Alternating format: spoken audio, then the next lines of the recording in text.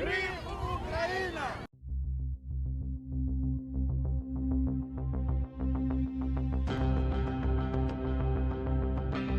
Слава Україні!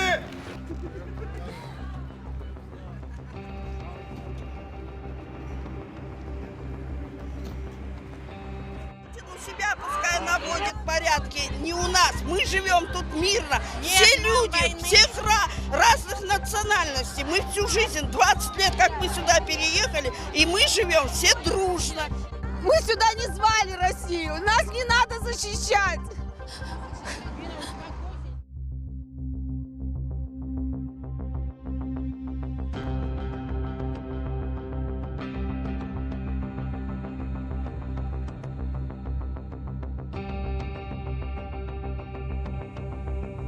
Нашему Крыму не будет будущего, если мы отойдем к России. Наша судьба, наша жизнь с Украиной.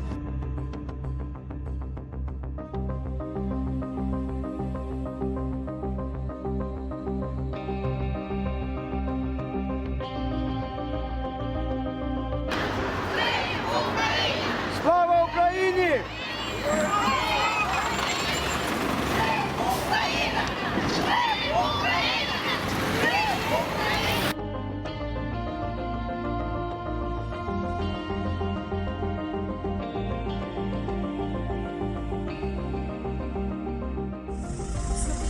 Слава